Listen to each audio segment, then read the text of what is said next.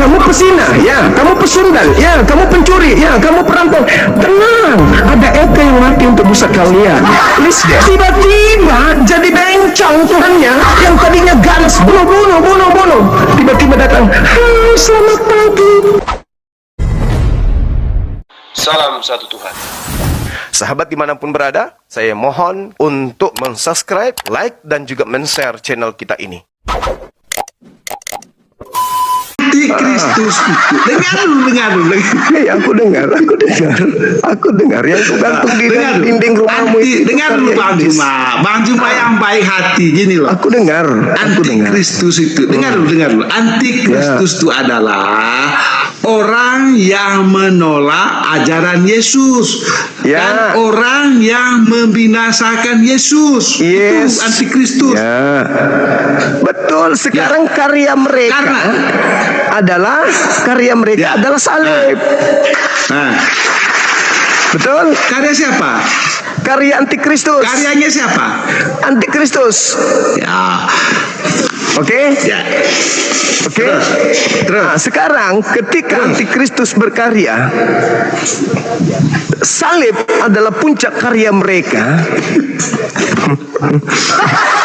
Siapa yang menerima karya antikristus ini sebagai simbol agama? Islam atau Kristen? Jawab.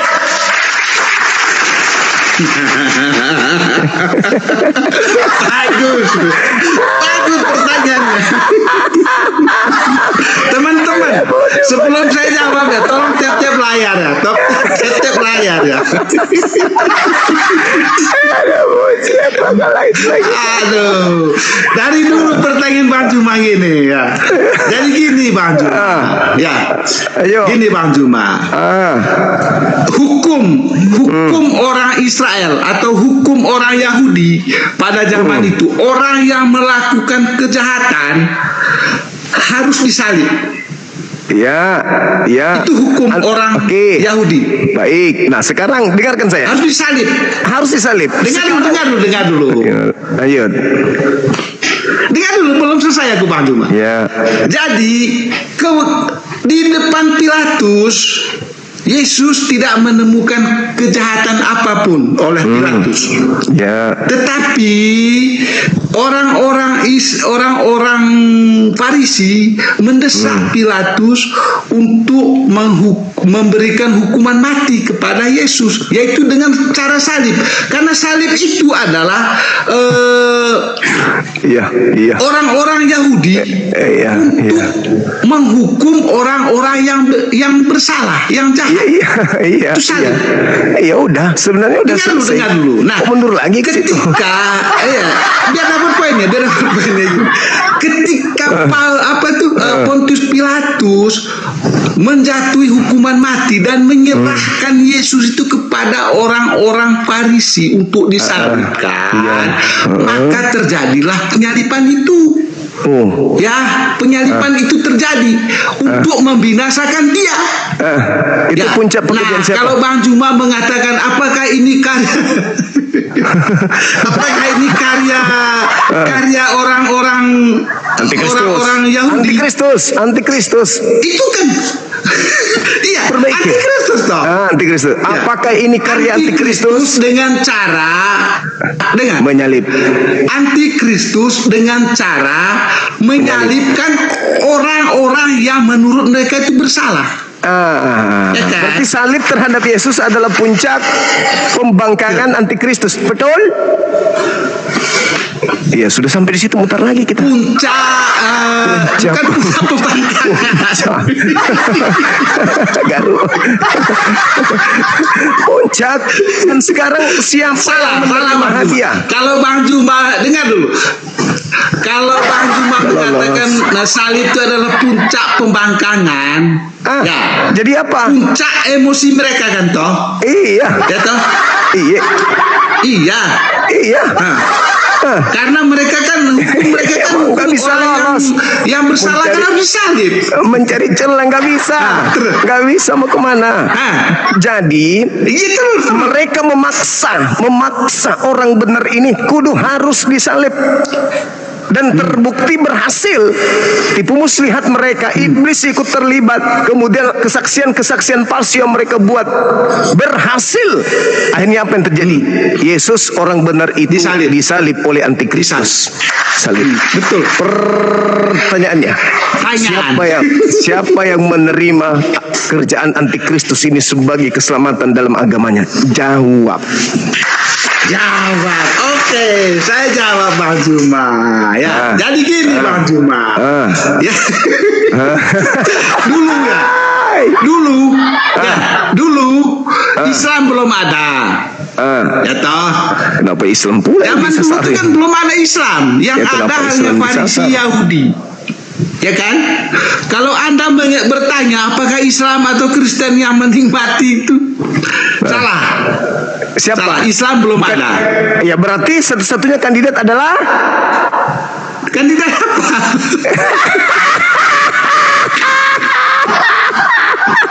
Kandidat apa? Yang menerima daripada karya antikristus. Dia jadikan sebagai simbol keyakinan, kepercayaan keyakinan. Ingat Bung, kenapa ini bisa terjadi? Karena Yesus sudah menubuatkan angkatan jahat diberi tanda. Angkatan jahat diberi tanda itu apa? Anak manusia dari hasil antikristus, keluar anak manusia dari kubur, dan itu menjadi tanda untuk mereka orang jahat. Sehingga karena mereka anti terhadap Kristus, maka Tuhan menjadikan yang mereka salib itu sebagai Tuhan bagi mereka. Itu hukuman. Sebenarnya Yesus dituhankan, itu hukuman bagi orang-orang jahat. Itu hukuman. Karena mereka anti terhadap Kristus, sehingga mereka menjadikan Yesus ini sebagai mainan. Disalibkan mereka, maka Tuhan memutarbalikkan itu. Tuhan yang memutarbalikkan. Antikristus berkarya. Siapa tadi? Mereka menganggap bahwa apa yang mereka lakukan itu adalah sebuah kebenaran, padahal yang mereka lakukan itu adalah sebuah kesesatan. Penyesatan. Salah kan toh? Penyesatan. Yang terjadi adalah penyesatan. Orang-orang Farisi. Siapa yang menyesat? Orang Farisi. Dia memutarbalikkan fakta. Iya, bukan orang Kristen kan tuh. Nah, sekarang yang menerima hadiah Farisi siapa? Kan begini, Jo. Yesus kan mengatakan, waspadalah kepada penyesat. Menjadi penyesat di situ siapa, Bang? Orang Farisi dan yang menjadi Taurat. Orang Farisi ya, bukan orang Kristen kan ya. Tapi setelah orang Kristen menerima itu, orang Kristen melanjutkan penyesatan itu. Orang Farisi sudah nggak ada. Yang mewariskan kemudian penyesatan adalah orang Farisi, dan menerima warisan penyesatan itu Kristen. Yesus menubuatkan, waspadalah kepada penyesat yang datang. Saya ambil salib dulu Jumai. Dan memakai namaku, mereka akan menyesatkan banyak orang. Nah, aku tanya. Ini salib Bang Juma ya. Aku tanya. Ya. Ini karya antikristus atau karya dari pengikut Yesus? Jawab. Ayo. Jawab. Ya, gini Bang Juma ya. Salib ini ini ada dua arti Bang. Mati mija. Ada dua arti. Yang lagi? Ngarang sudah bisa menyesatkan orang. Salib ini ada dua makna Bang. Iya. Bagi kami loh ya, bagi kami. Ya, salib ini ada dua makna. Makna yang pertama, salib adalah lambang ketaatan. Lambang perjuangan. Dengar dulu. Jadi itu makna pertama, lambang ketaatan. Ketaatan siapa? Ketaatan Yesus. Dia menyerahkan nyawanya demi kebenaran. Makanya sekarang kan dengar dulu. Makanya sekarang kan orang selalu berbahasa gini, demi kebenaran saya rela mati. Itu kan banyak, dengar nggak bahasa seperti itu? Ya, benar nggak? Iya, kalau Ada kebenaran dengar nggak? iya, kalau kebenaran iya. Iya, dengar dulu. Penyaliban Jadi, itu bukan kebenaran. Penyaliban itu puncak karya antikristus. iya. Ya Ini Allah, ya puncak Karim. ketaatan dia. Nggak ada, Ya. Kan? nggak ada Tuhan Kan, mengajarkan, nggak ada Tuhan Dengar. mengajarkan bahwa untuk menyelamatkan orang benar harus disalib. Nggak ada. Dengar. Malah Dengar dulu, dengar dulu. jangan kau bunuh orang yang tidak bersalah. Itu perintah Tuhan. Ya. Dengar dulu. Jadi mana pertama sudah ya, lambang ketaatan dan pengorbanan. Matamu kau yang bikin Tidak. sendiri, kau yang bikin sendiri. Dengar dulu. Yang kedua Bang Juma, mana yang kedua adalah lambang kemenangan. Oh, mama. Kenapa lambang kemenangan? Karena di balik salib dia bangkit, naik ke surga. Dia hidup sampai selama-lamanya. Itulah Saudaraku, lambang salib. Makanya Saudara. kalau Bang Juma pernah nonton Piala Film. Dunia, Bang Juma? film India pernah. Enggak, Piala Dunia pernah Oh, nonton? pernah.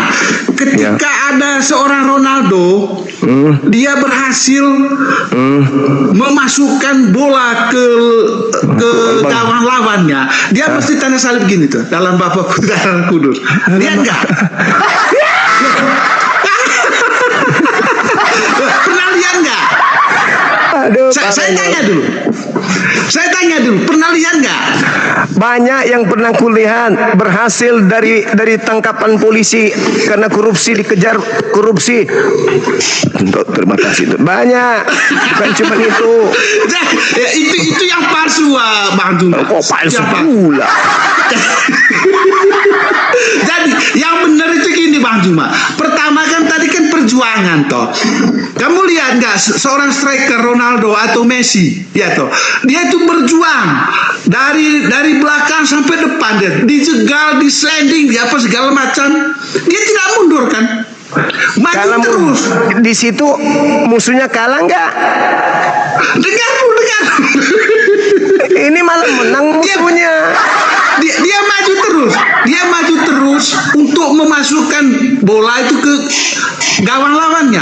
Ketika berhasil melewati semua perjuangannya dia, semua tantangan dia berhasil menendangkan bola itu dan gol. Langsung dia dalam nama Bapa, Putra dan Roh Kudus. Amin.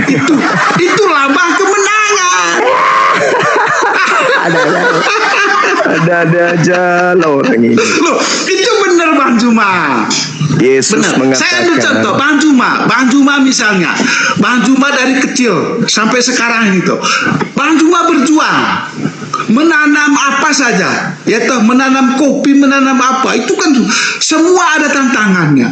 Tetapi Bang Juma bisa melewati semua tantangan itu. Akhirnya sekarang Bang Juma apa? Sukses toh. Sukses dia. Terima kasih ya Allah, kata Bang Juma. Aku sudah melewati semuanya ini, sehingga aku sukses dalam nama Bapa, Putra, dan Roh Kudus. Amin, Bang Juma. Itulah salib. alamak, Itu itu lagi. salib. Salib itu lambang antikristus. Bukan. Kutanya dulu abang ini. Aku tanya dulu. Pada saat Yesus mati di salib, itu kemenangan buat siapa? Pada saat Yesus mati, ya, orang-orang Farisi menganggap dirinya sudah menang. Menang. Saya simpulkan, tunggu sabar dulu. Mereka bersorak-sorai kan toh? Ya, sabar. Iblis, ahli Taurat, mahkamah agama, orang Farisi, ahli kitab. Begitu Yesus mereka salib, yang merdeka dan bersorai-sorai di situ adalah antikristus. Iya, yang mereka yang salib kan itu toh. Antikristus kan yang berpesta di situ ketika Yesus disalib. Iya. Betul? Oke. Yang menyalibkan itu kan antikristus itu. Terus kenapa Kristen menjadikan kemenangan antikristus itu sebagai simbol agama? Karena Jadi gini. Orang-orang Farisi, ahli-ahli Taurat, pemuka-pemuka agama, mereka itu diprank oleh Yesus. Diprank. Diprank. Apa maksudnya diprank? Yang jelas mereka sudah merdeka. Mereka sudah merdeka. Artinya, mereka sudah menang. Itu, dengar dulu. Mereka menganggap mereka itu sudah menang. Bukan menganggap, memang mereka menang. Tunggu dulu. Buktinya Yesus sudah naik ke surga. Dengarkan saya. Pernyataan Yesus satu.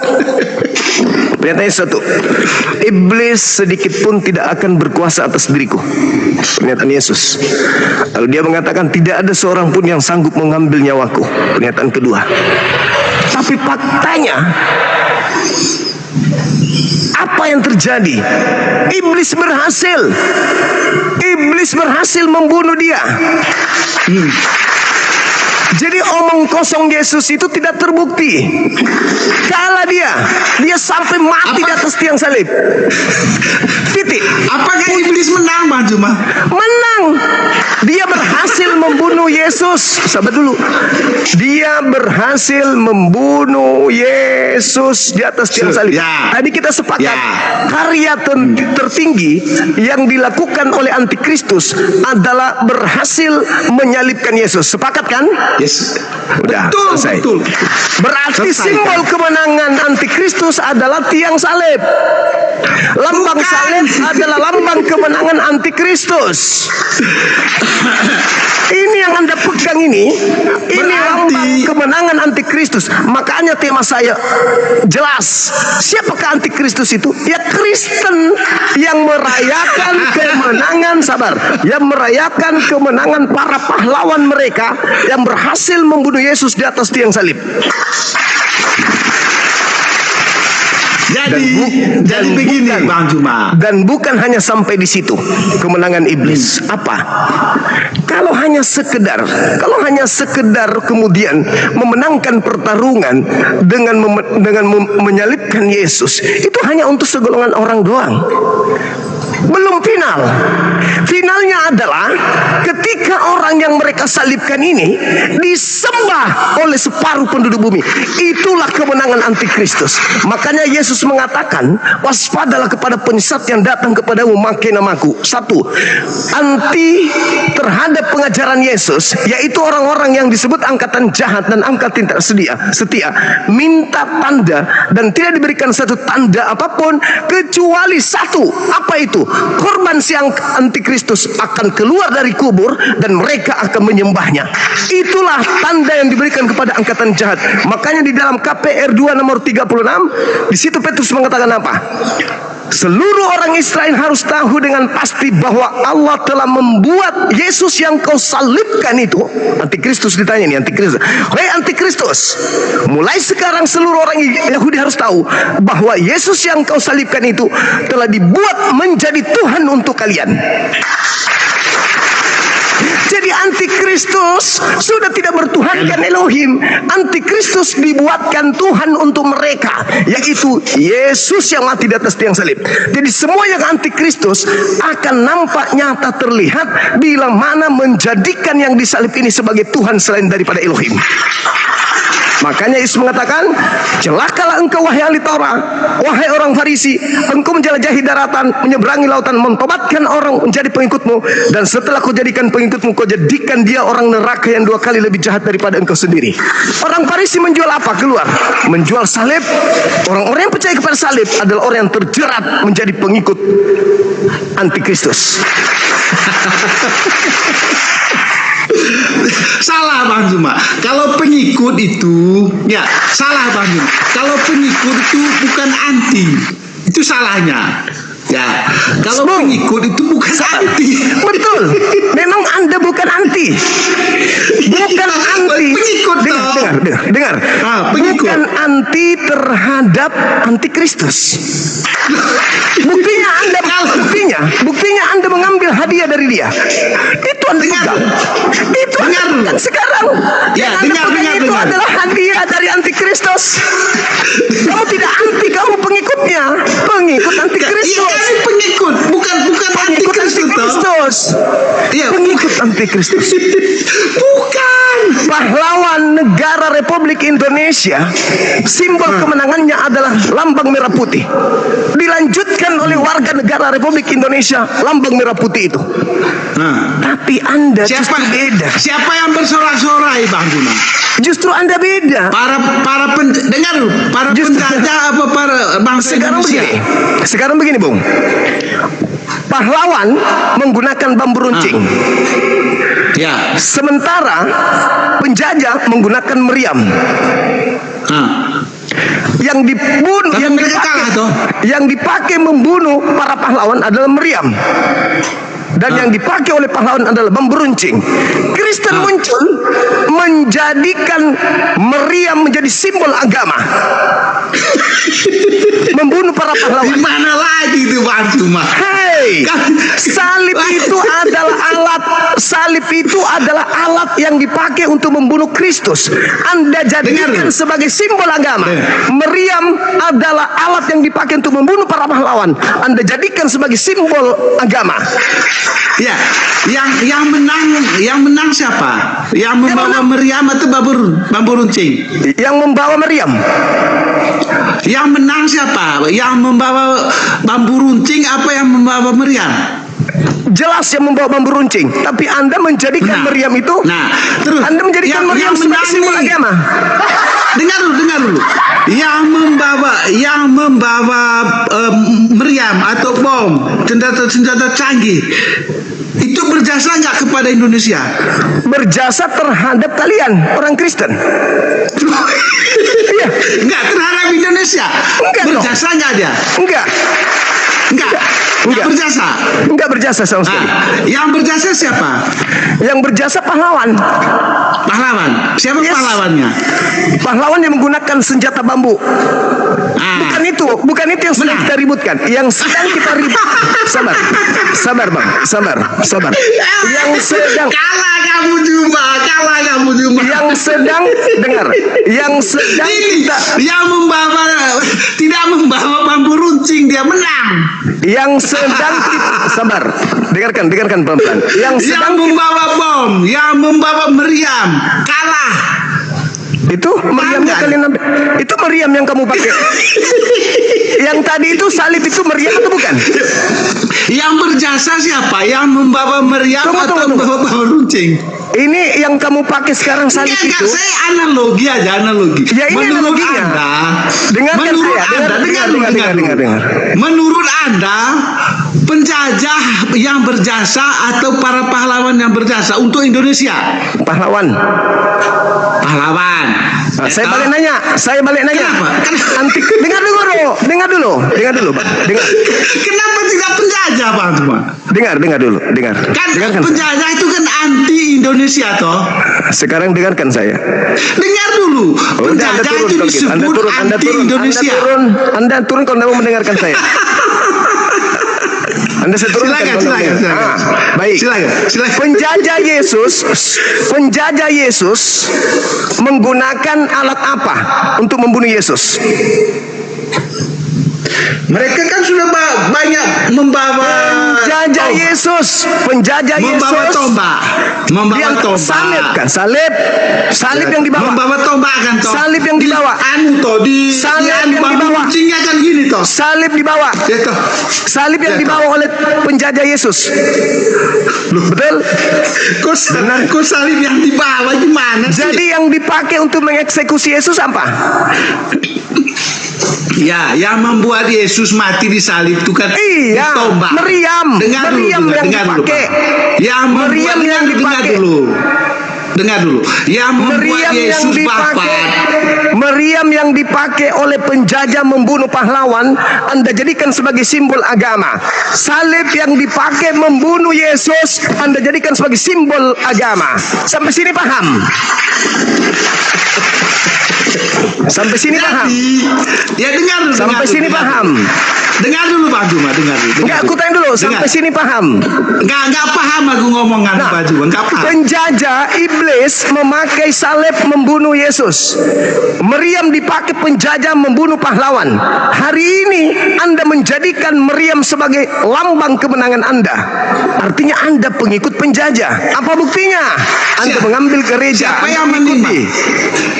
Siapa Anda yang mengikuti, berjasa? Anda mengambil hadiah dari penjajah. Pertama, gereja peninggalan Belanda. Anda pakai lembaga Bible di Batavia. Anda pakai Bibelnya Belanda. Anda pakai salib. Anda pakai simbol kemudian daripada antikristus Anda pakai. Itulah bukti Anda itu antikristus. Itulah bukti Anda adalah pengikut penjajah. Clear.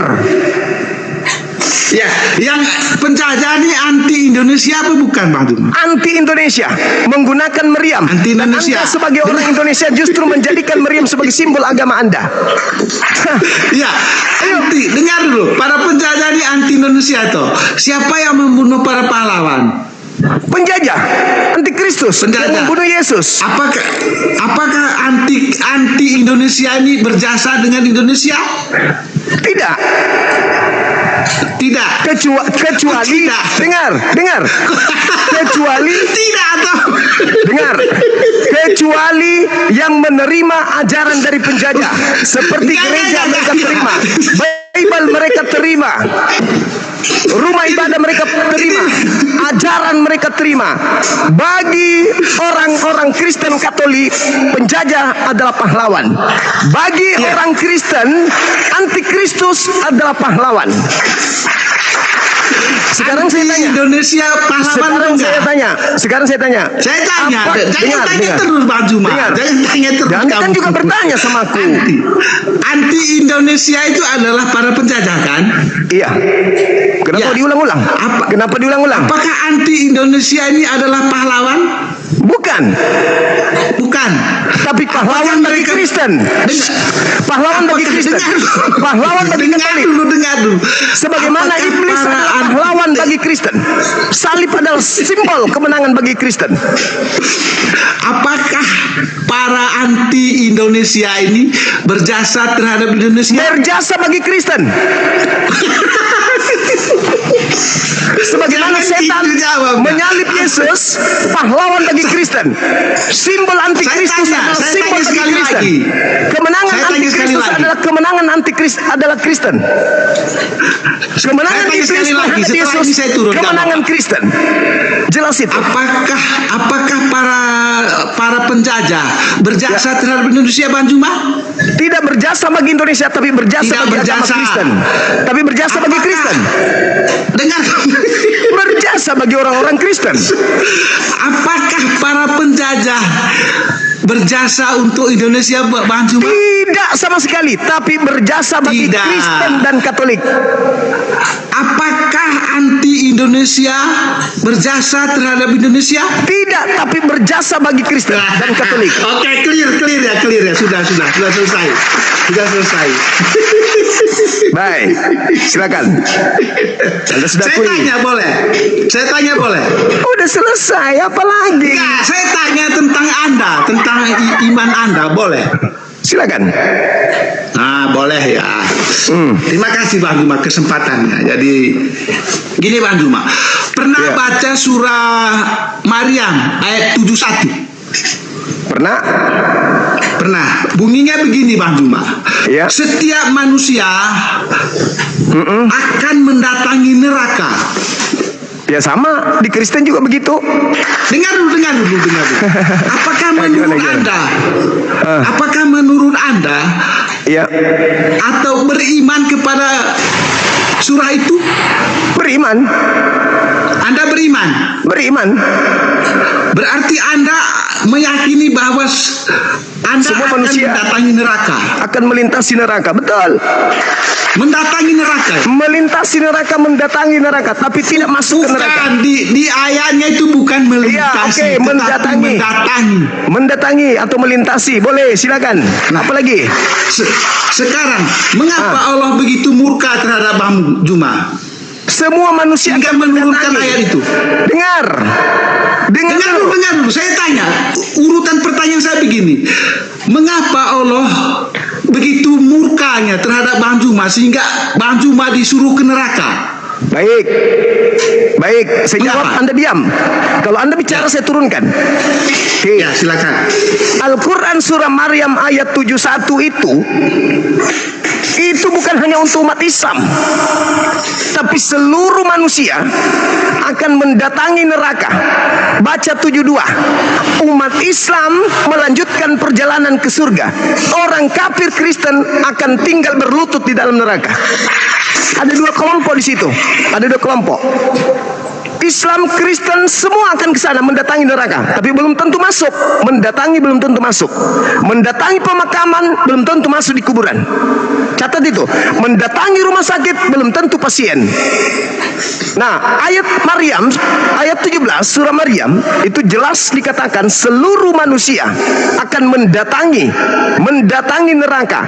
Ayat 72. Adapun mereka yang beriman kepada Allah akan diselamatkan, dan yang kafir akan dibiarkan berlutut di sana. Kalau di Bible ayatnya di mana? 1 Korintus 3 nomor 13 sampai nomor 15. Hari Tuhan akan datang di mana seluruh pekerjaan manusia akan diuji dengan api. Siapa yang pekerjaannya layak dibakar api, maka mereka akan terbakar di sana. Dan siapa yang pekerjaannya tidak terbakar api akan melanjutkan untuk diselamatkan. 1 Korintus 3 nomor 13 sampai 15. Sekarang pertanyaannya, ketika kita melihat Yesaya 66 nomor 18-19, Tuhan akan datang membakar api seluruh pemakan babi. Kira-kira kalau kita diuji oleh api sesuai dengan 1 Korintus 13 sampai 15, yang terbakar api siapa? Islam atau Kristen? Jawab. Ya, sekarang saya tanya Bang Juma. Jawab Menurut dulu, jangan Al-Quran. bertanya. Jawab dulu, jangan bertanya. Jangan Anda sebagaimana saya menjawab, Anda bertanya saya menjawab, Anda pun berhak Ya, berkewajiban menjawab pertanyaan Anda saya. kan membawa Maryam 72 toh, bahwa yang Sudah diselamatkan orang selesai. beriman. Sudah selesai. Dengar Jawab dulu. dulu. Anda Anda harus turun. paham dulu itu. Siapa orang beriman situ? Dah. Sudah selesai. Sudah sampai pesan saya kepada umat Islam.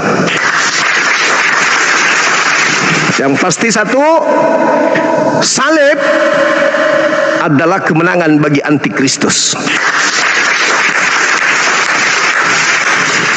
Maryam 71 adalah kehancuran bagi orang kafir. 1 Korintus 13-15 kehancuran bagi pemakan babi. Hari Tuhan akan tiba, semua manusia akan diuji pekerjaannya dengan api. Bagi mereka yang pekerjaannya termakan api, maka dia dimakan api. Tetapi bagi mereka yang pekerjaannya tidak terbakar api, mereka selamat. Itu juga yang tertulis di dalam kitabnya orang Yahudi, Mazmur 66 nomor 2 ya teman-teman, kalau nggak salah. Oke, jadi buat apa kita ngotot-ngototan? Kita tidak perlu ngotot-ngototan. Yang penting kita udah tahu bahwa tugas kita hanya menyampaikan edukasi kepada umat. Mereka mau percaya atau tidak percaya itu bukan urusan kita. Ya, Mazmur 68. Coba dicek teman-teman, maksud Mazmur 68 nomor 2 kalau nggak keliru saya. Silakan aja dicek di sana. Apakah betul bahwa semua manusia, bahwa ada kondisi di mana Bani Israel menyadari kalau mereka itu akan masuk ke dalam api dan kemudian mereka dikeluarkan dari api tersebut.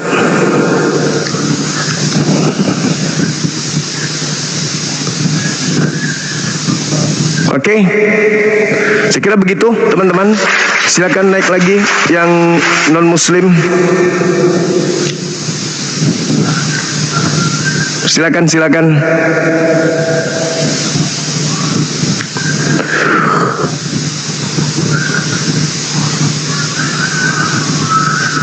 Ada lagi?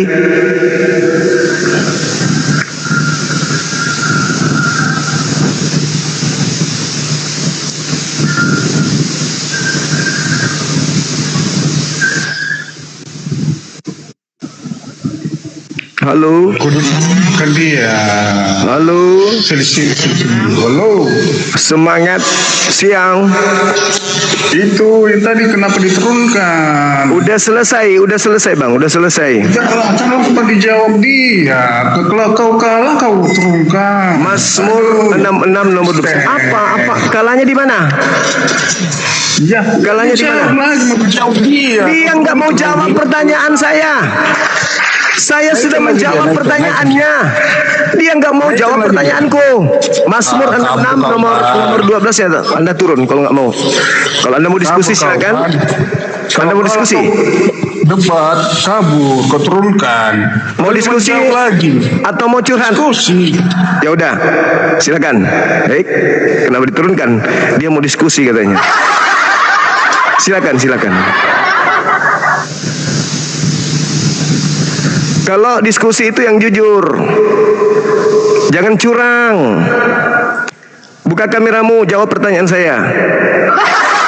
Biar kusiksa lagi.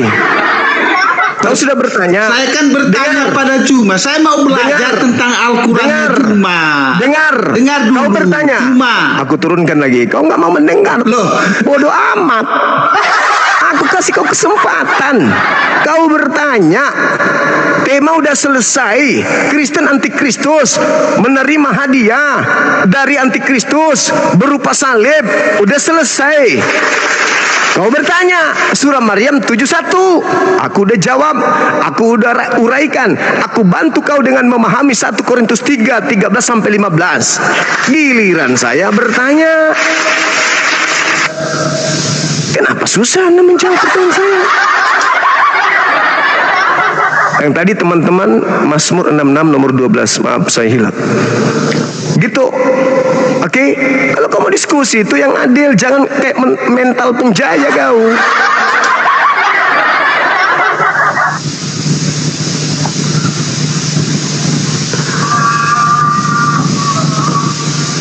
Saya bertanya tadi, pertanyaanku tidak berat pun.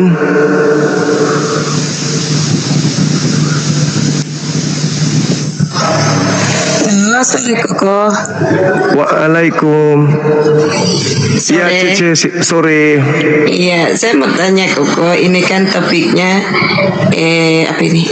Bukti Kristen antikristus. Yang bagaimana itu, Koko? Antikristus yang menerima hadiah dari antikristus.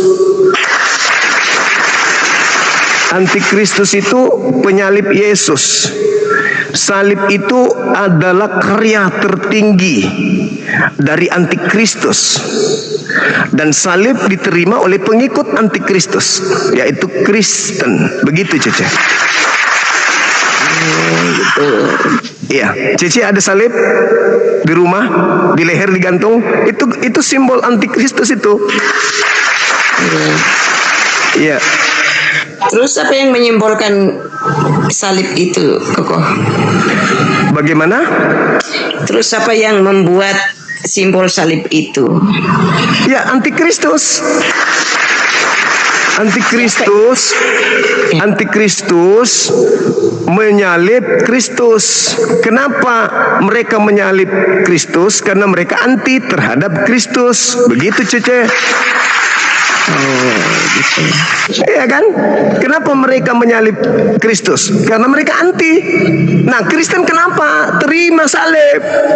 Padahal itu adalah simbol perlawanan terhadap Kristus. Simbol pembunuhan terhadap Kristus. Itulah salib. Simbol penganiayaan terhadap Kristus.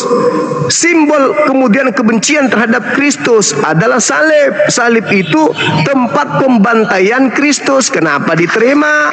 Karena Kristen adalah pengikut antikristus. Terus, Koko, saya ini mau tanya, terus pribadi saya, seandainya saya tidak percaya Kristus, terus saya mau lari kemana, Koko? Ya, satu-satunya seorang penolong lain yang Kristus ajarkan di dalam Yohanes 14 nomor 16. Aku akan minta kepada Bapa agar Bapa mengutus seorang penolong lain di luar dirinya. Siapa seorang manusia yang datang setelah beliau? Dia akan memuliakan aku. Siapa yang memuliakan Kristus? Umat Islam. Kalian berupaya menghina Kristus, mengatakan dibunuh, ditampar, diseret, ditelanjangin. Sedangkan ketika kami datang, kami berjuang mati-matian untuk memuliakan beliau kembali setelah dihinakan oleh agamanya Cece. Kami umat Islam berjuang. Kata Yesus di dalam Yohanes 16 dari nomor 7 sampai nomor 15 dikatakan bahwa ketika roh kebenaran yang hinggap pada manusia-manusia itu datang, maka mereka, roh kebenaran itu akan memuliakan aku, bukan menghinakan. Kalau saya tanya sama Cece yang mati dengan jalan kutuk di atas tiang salib itu siapa? Yesus kan? Anda menghina Cece. Yesus itu tidak mati dikutuk, tapi Anda mengatakan mati dikutuk. Anda menghina. Siapa yang menanggung dosa orang yang memperkaos anak kandungnya? Yesus. Siapa yang menanggung dosa orang yang membunuh ibu kandungnya? Yesus. Emang Yesus membolehkan membunuh orang tua, memperkaos anak kandung? Boleh menurut Yesus? Nggak boleh kan? Terus kenapa Yesus yang menanggung itu semua? Itu jawabannya adalah itu hanya mimpi gereja. Iya, ini Kak. Tapi di dalam Ibrani ayat 5 sampai berapa tadi itu? 14. Coba Koko tolong bacakan. Apa yang dikatakan di sana? Ibrani berapa? Ibrani 1 ayat 5. Lah, Ibrani 1 data nomor 5 itu kan jelas tuh. Bagaimana dia menekankan bagaimana penulis menekankan bahwasanya terkait dengan Kristus itu tidak ada kemudian kaidahnya terhadap penyaliban, di mana penyaliban itu adalah simbol keselamatan. Itu berbicara mengenai imam besar. Betul? Iya. Nah, terus apa hubungannya dengan Kristen? Sekarang begini, cara belajarnya bukan begitu. Begini cara belajarnya. Apakah Yesus membolehkan membunuh anak kandung?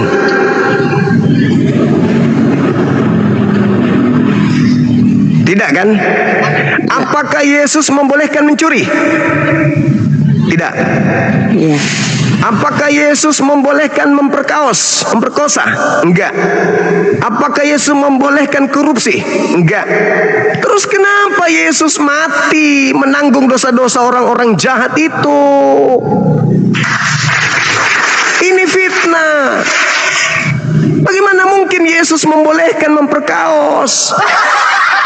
Bagaimana mungkin Yesus membolehkan orang kemudian membunuh? Koko bilang kan itu fitnah. Siapa yang membawa fitnah itu, Koko? Ya orang Kristen. Dosa-dosa Kristen, dosa-dosa orang memperkaos, dosa-dosa orang membunuh, ditebus Yesus di atas tiang salib. Alamak. Bukankah penyaliban itu karya antikristus, karya setan? Kenapa pula karya setan dijadikan sebagai alat untuk mengatakan bahwa pemerkosa, pencuri, koruptor, pembunuh itu ditebus dengan darah Yesus, sementara yang membunuh Yesus adalah antikristus? Nyambungnya di mana coba? Yang membunuh Yesus antikristus, para pelaku kejahatan diampuni dosa-dosanya dengan karya iblis. Bagaimana ceritanya? Begini Koko, saya ini mau tanya Koko, kalau kita bermimpi, saya pernah mimpi kayak perempuan begitu berjubah putih. Itu apa itu? Perempuan berjubah putih? Iya, saya pernah mimpi. Ya nggak tahu, kalau perempuan nggak tahu. Apa dia itu? Nabi Muhammad laki-laki. Apa dia malaikat atau apa? Kalau di Kristen begini, Tuhannya Kristen itu serupa dengan manusia. Nah, Tuhannya Kristen kan sudah pernah turun berupa manusia laki-laki. Mana tahu itu Tuhannya Kristen yang berupa perempuan. Tidak, Koko, begini jujur ya Koko, saya jujur hari ini sama Koko. Saya pernah masuk Islam lalu, 10 tahun lalu. Terus kenapa keluar lagi? Udah masuk ke tempat yang benar. Tunggu Koko, begini. Saya pas waktu masuk Islam itu saya dimandikan, apa itu namanya itu dalam Islam? Mandi junub. Ya, pas masuk Islam. Terus malamnya saya mimpi itu kayak tidak juga nampak si perempuan, cuma baju jubahnya itu makanya kan saya tanya. Ya, bisa jadi itu Nabi Isa, bisa jadi Nabi Muhammad datang. Kalau dia tidak berwujud perempuan ya, bisa jadi. Karena kalau iblis tidak akan mungkin menyerupai Nabi Muhammad. Kalau iblis itu nggak mungkin. Tapi kalau iblis bisa menyerupai Yesus. Matius 24 nomor 4 nomor 5. Tuh. Iya. Kembalilah ke jalan yang benar. Kembalilah ke jalan yang benar. Saya tanya Koko. Ya, Cece, apakah Yesus membolehkan memperkosa, membunuh? Ya, semua agama, di dalam agama kan tidak ada ajaran begitu. Yesus dulu, Cece, Yesus dulu. Apakah Yesus membolehkan orang membunuh? Tidak. Nah, bagaimana mungkin Yesus yang tidak mengizinkan, tidak membolehkan orang membunuh orang lain, terus dia mau korbankan dirinya untuk pelaku kejahatan ini? Kau membunuh ya? Ya, oh baik, nggak apa-apa, membunuh aja. Kau memperkosa? Iya, nggak apa-apa. Kamu ngapain? Maaf Pak Yesus, saya perkosa anak kandung saya sendiri. Oh, nggak apa-apa. Nanti tanggal sekian saya akan bunuh diri untuk dosa-dosa kalian. Gitu ya? Bisa kira-kira begitu Yesus. Sementara Yesus begitu tegas membolak-balikkan meja orang yang jualan aja, itu pekerjaan Yesus. Malah Yesus ada orang datang kepadanya minta izin loh sama Yesus. Guru, apa? Aku mau izin. Apa izinnya? Aku mau pula menguburkan orang tuaku. Apa kata Yesus? Biarkanlah orang mati menguburkan sesamanya orang mati. Jangan kau berpikir aku datang membawa damai, aku datang membawa pedang. Yesus itu tegas. Nanti dibolak-balikkan oleh Romawi, ajaran kasih, pipi kanan, pipi kiri, matamu. Gak ada itu. Yesus itu sangat tegas. Yesus mengatakan apa? Barang siapa yang memandang wanita dan mengingin dalam hatinya, dia telah bersinah di dalam hatinya. Apa hukumannya bersinah? Dirajam, colok mata, kata Yesus, colok matamu. Saking kerasnya Yesus itu. Kau ngambil barangnya orang, potong tanganmu. Matius 5 nomor 21, 22, 23 sampai nomor 48. Yesus itu sangat keras ajarannya. Bahkan sampai dia mengatakan apa? Jika hidup keagamaanmu tidak lebih benar dari ahli Taurat dan orang Farisi, kamu tidak akan masuk surga. Barang siapa yang meniadakan setitik hukum Torah, kau akan menempati tempat terhina. Keras Yesus itu. Tiba-tiba aja Kristen datang. Kamu membunuh ya? Ya. Kamu memperkosa? Ya. Kamu korupsi? Ya. Kamu perkosa siapa? Mama kandung, hilap saya. Jadi gimana? Jangan khawatir. Tuhan Yesus kita baik. Dia mengampuni dosa kita. Alamak. Dengan cara apa? Dia turun mati, dia aniaya. Weh, kopla. Yesus itu kata dia apa? Di Lukas 16:17, lebih mudah langit dan bumi lenyap daripada setitik dari hukum Tuhan itu batal. Sekarang kalau orang Kristen melakukan dosa, tiba-tiba tiba-tiba rumah Anda dirampok oleh orang Kristen, dibunuhlah orang semua pembantu Cece di situ. Bagaimana cara solusinya menghapuskan dosa pembunuh sementara dia Kristen? Sederhana. Apa itu? Terima darah Yesus, aman. Apa ini? Ajaran apa? Sementara Yesus selalu menekankan kepada muridnya, bertobatlah. Dunia, kiamat sudah hampir dekat. Kiamat sudah dekat. Bertobat.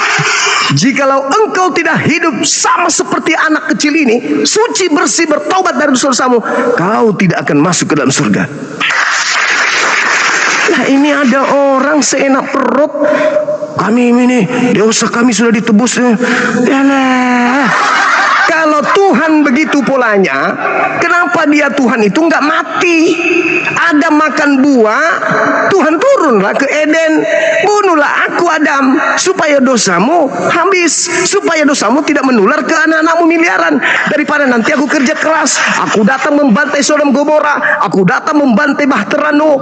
Mending sekarang aja kau bunuhlah aku, supaya darahku tertumpah untuk dosamu dan istrimu, supaya dosa-dosa tidak turun ke anak-anakmu.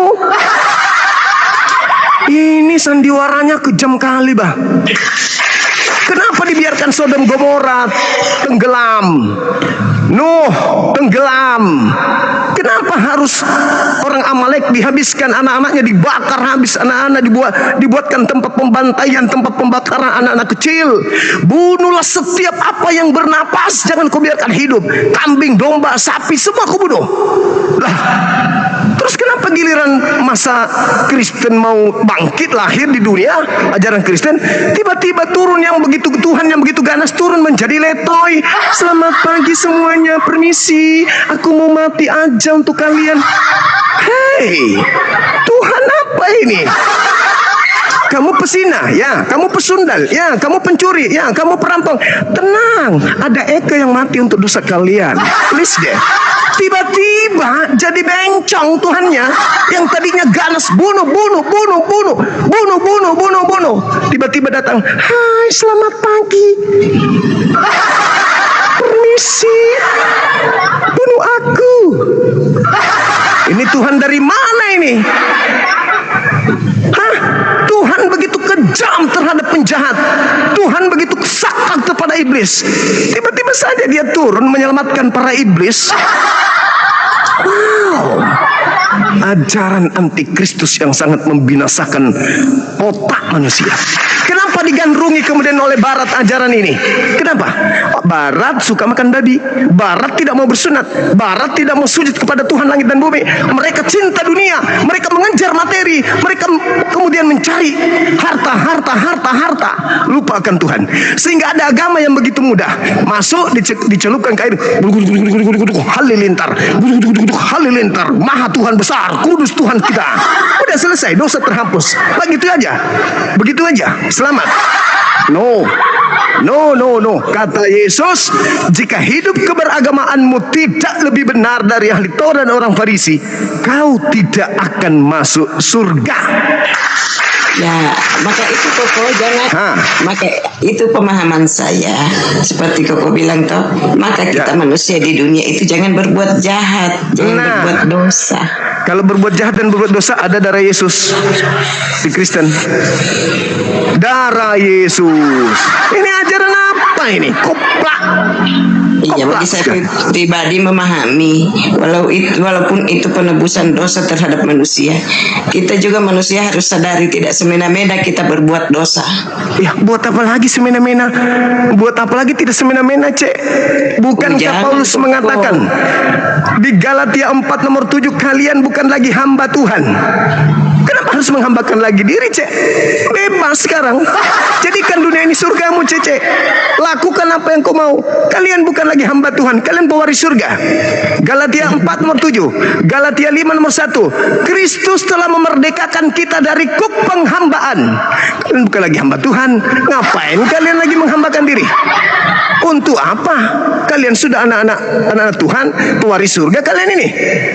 Jadi tidak perlu lagi taat berdoa. Apa pula berdoa? Gini Koko, kita umpamakan seorang pahlawan, toh, maka disimbolkan bendera merah putih. Kenapa itu bendera merah putih dijunjung sama bangsa Indonesia, warga negara Indonesia?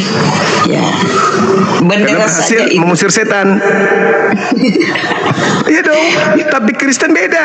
Yang dijunjung itu apa? Rudalnya penjajah. Kutanya dulu, Cece, hadiah yang besar yang diberikan penjajah di Nusantara ini untuk Kristen apa? Tuhan bernama Yesus. Buku agama bernama Bible. Agama bernama Kristen, Katolik, Protestan. Rumah gedung bernama gereja. Itulah hadiah-hadiah yang diberikan penjajah untuk Kristen di Nusantara ini. Seibarat iblis memberikan hadiah kepada pengikutnya apa? Salib. Sadar Cece, sadar Cece, kita punya darah itu Cece. Kita ini orang-orang pintar Cece. Darah yang mengalir di tubuh kita ini pintar. Pintar dari segala aspek. Mata kita sipit, sabar Cece. Mata kita sipit bukan karena kita itu sipit doang, enggak. Orang matanya sipit itu adalah pemikir. Kenapa selalu sipit? Karena selalu menelaah, mencerna, memikirkan, merenungkan, mencari solusi. Makanya kita dan turunan kita sipit. Karena kita pemikir. Kenapa giliran kebenaran akhirat, kebenaran Tuhan, kebenaran sejati kita nggak pernah mikir? Mata bola malah jadi gini. Giliran dunia sipit kita. Giliran Tuhan bola kita nggak mau tahu. Inilah celakanya kita.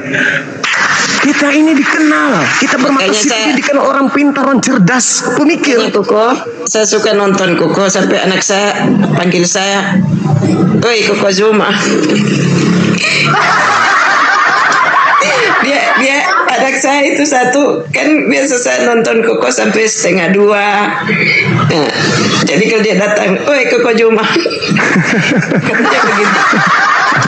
Ya, begitulah Cece, kita berpikir lagi. Apalagi Cece sudah pernah muslimah, pikir lagi. Memang saya memang jujur, nanti hari ini saya kasih tahu Koko, pernah saya 3 tahun, cuma pada waktu itu saya ada pergumulan, saya beralih ke Islam, cuma setelah Islam tidak ada yang bimbing saya, jadi saya pikir saya mati ini saya arahnya kemana? Saya kembali lagi ke Kristen. Bagus, itu artinya Cece pemikir. Berpikirlah kembali, mumpung saya masih ada, saya dampingi Cece untuk sampai ke akhirat. Belajar kita tentang kebenaran, kita pelajari Kristen juga, kita pelajari Islam juga. Sambil berjalan kita tengok mana yang masuk akal, mana yang rasional, mana yang tidak. Jangan kita lihat pemeluknya, karena di Indonesia mayoritas Islam. Semua yang membuat kriminal Islam, yang jatuh Islam, yang berdiri Islam, yang lari Islam, yang duduk Islam, karena di mana-mana Islam. Jangan kita lihat itu, tapi lihat agamanya, lihat kitab sucinya, lihat kitab suci, dan kita bandingkan. Kalau sekiranya Kristen yang mayoritas di Indonesia ini akan kita temukan seperti di Barat, gereja-gereja pada menikahkan sesama jenis. Apakah itu cerminan sebuah kebenaran? Tidak. Jadi kebenaran Cece tidak bisa dilihat dari pemeluknya. Kebenaran itu dilihat dari kitab sucinya. Terus begini Koko, ini bacaan Al-Quran, tahu begini apa artinya itu? Bismillahirrahmanirrahim. Warahmanirrahim. Malik yaumiddin. Iyyaka na'budu wa iyyaka nasta'in. Ihdinas siratal mustaqim. Siratal ladzina an'amta 'alaihim ghairil maghdubi 'alaihim waladdallin. Apa artinya itu Koko? Dengan menyebut nama Allah, pencipta langit dan bumi, yang maha pengasih, memberikan kepada siapapun, mengasih kepada siapapun, baik yang menyembah dia maupun yang tidak menyembahnya, dan maha penyayang. Dikatakan segala puji bagi Allah, Tuhan semesta alam. Hanya dia yang berhak untuk kita puji, tidak ada yang lain. Ar-Rahman Ar-Rahim, yang maha pengasih lagi maha penyayang. Hakikat yang maha pengasih lagi maha penyayang. Malik Yaumiddin, yang akan memberikan pembalasan kepada setiap perbuatan manusia nanti kelak di akhirat. Iyyaka na'budu wa iyyaka nasta'in, hanya kepada dia saja kita menyembah, dan hanya kepada dia saja kita memohon, mengharapkan, menghibah pertolongan. Terus begini lagi satu Koko. Dinas siratal mustaqim, tunjukkanlah kami manusia ini kepada jalanmu yang benar, yaitu jalan orang-orang yang engkau beri nikmat keselamatan. Itu dia. Lanjut. Terus ini lagi satu. Anak api naik dulu dong. Gimana? Asyhadu alla ilaha illallah, asyhadu anna Muhammadar Rasulullah. Hayya 'alas shalah, ya halal falah. Apa itu? Nah, Aku bersaksi bahwa hanya Allah yang berhak satu-satunya sembahan yang betul. Dan kesaksianku itu aku buktikan dengan saya bersujud, salat untuk menuju kepada kemenangan. Kemenangan lahiriah, kemenangan jasmaniah, kemenangan rohaniah, kemenangan dunia, kemenangan akhirat. Jadi perintah, aku bersaksi tiada Tuhan selain Allah, dan aku bersaksi utusan Allah adalah Nabi Muhammad. Ini yang tapping di bawah katanya ada di dalam OT mengajarkan begitu. Memang tidak ada. Cuma pada waktu saya sekolah SD masih kayak di desa, belum ada guru agama. Jadi kalau pelajaran agama ya kita ikut agama juga, agama Islam. Gitu, Ya. Iya, Apa-apa, saya Cece, nggak apa-apa. gitu. Oke, sip. Iya, Baik, Cece, oke, saya Koko. ibadah dulu. Iya, Koko. Diganti dengan guru saya untuk sementara. Silakan ngobrol dengan beliau. Dia juga ada keturunan Indo-Indonya sedikit, tapi Afrika Selatan dia, campur Thailand. Kalau saya sama seperti Cece. Saya pamit dulu teman-teman, jangan kemana-mana. Habis ini saya kembali Iya, 10 Koko, sampai makasih. 20 menit. Sore. Cece, Ya, makasih. Koko. Ya, sholat kat dulu sebentar. Assalamualaikum warahmatullahi wabarakatuh. Waalaikumsalam warahmatullahi wabarakatuh. Turun. Dia cuman mau sesamanya orang Cina, nggak mau dia kalau Bugis atau Makassar. Ada senggelar tak Koko, masya Allah. Ya. Sholat kat dulu. Memang matata itu aneh Gurunda, matata itu sipit ki. Jadi Bunda ini nggak percaya. Saya kan udah bilang, Iya, saya itu betul. ada Cinaku, Bunda. Iya, HP betul, pertamaku Mas. HP Cina. Sepatuku juga dulu kirimannya omku yang pelayaran dari Cina. Masya Allah. Saya latihan bela diri juga itu bela diri Cina. Jadi saya ada Cinanya, sorry. Iya. Cuman Bang Handi doang orang Ampi yang berasal dari Jepang. Aku Cina dong. Mana sih ini? Pamit dulu ibadah ya teman-teman ya. Iya.